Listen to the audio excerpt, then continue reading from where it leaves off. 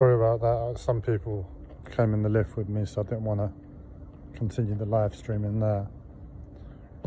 But I forgot what we were saying.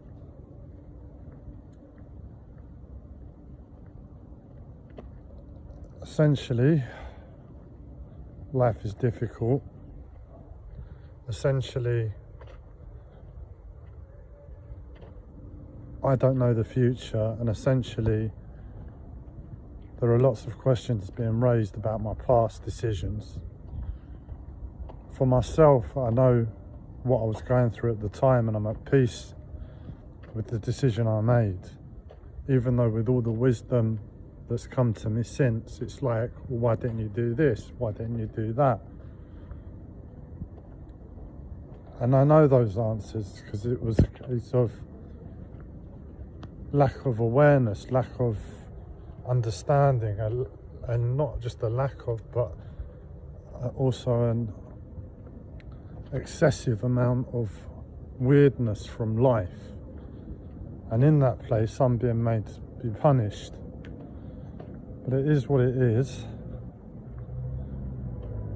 And I have to accept that. And to accept that, what I have to accept also is that as a life, if I put the weirdness to one side and just look at the hardship is hard, believe it or not. The hardship is hard in the sense of, well, we all go through hard stuff, hard times in our life.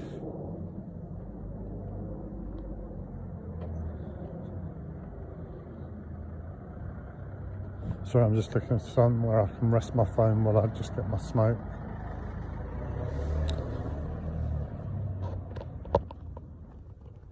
So we all go through hard times in our lives.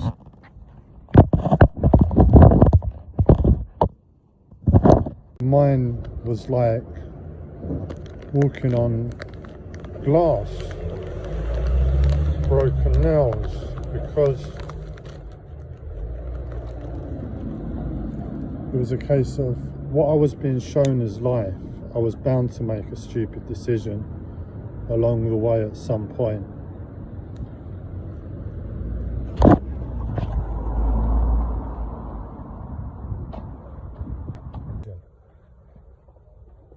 Because life was saying it doesn't work. Life was saying in all the weird ways that life should work, there's some special rule for Gabriel. There's some special rule where we can be extra weird to him and he has to accept it. I know that doesn't make sense. It's like one day finding out that you don't know how to use money. Not because you don't know how to use it, because you go in a shop and it still says the same amount on the shelf, but when you go to pay, your understanding and the comprehension of the money in your pocket are different. It's no longer just £1 on the shelf for a tin of tuna. It's now £5 because there's been a change. There's been this weird change in life.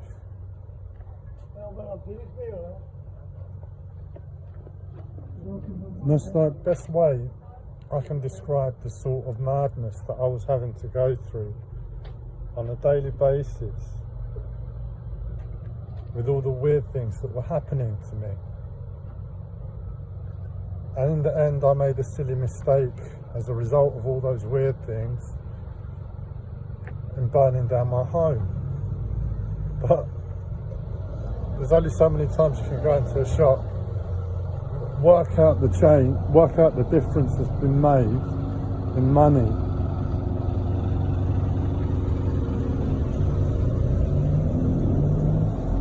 And have it change again and again and again and again before you explode. In terms of exploding, it was my home that exploded. Lucky I didn't explode.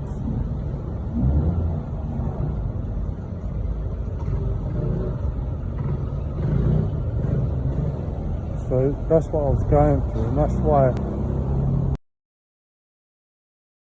I did it, or on medication, because I burnt down my home at the end of the day.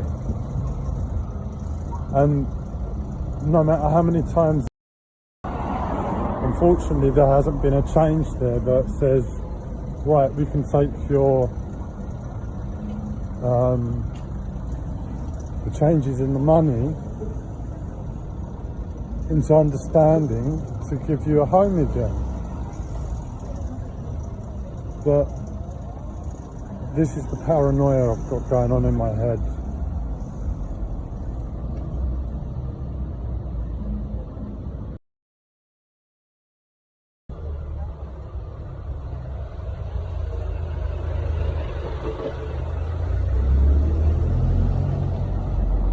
At the moment, and what will be. I have to realise what I've just said on a very fundamental level.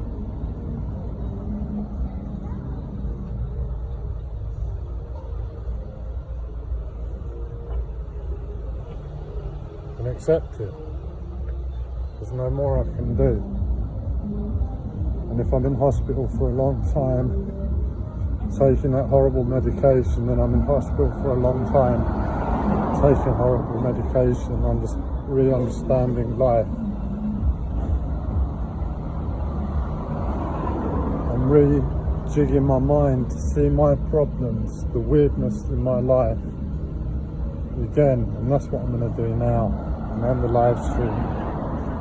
I'm rejigging my mind to see my life not in a more positive way, but in a more grounded way, as if all of that change in money didn't happen time after time after time.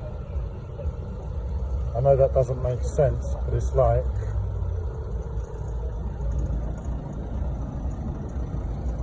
being raped when you're a child. That's a very real situation that no matter how much weirdness happens to you, life will never take away, and I haven't had that happen to me. What I've had is softened hardships through weirdness.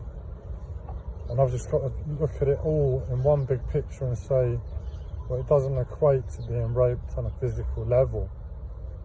But all of that weirdness in one big chunk is like just a really hard shit life. And accept it on that level, and accept that the world is still going on. And be prepared for when I'm discharged finally back to anywhere.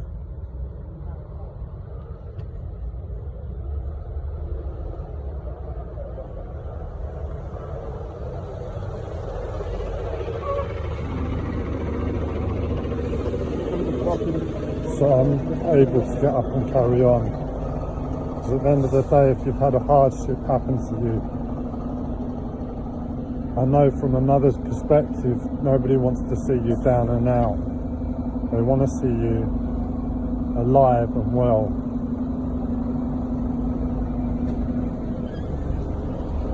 And that's my challenge.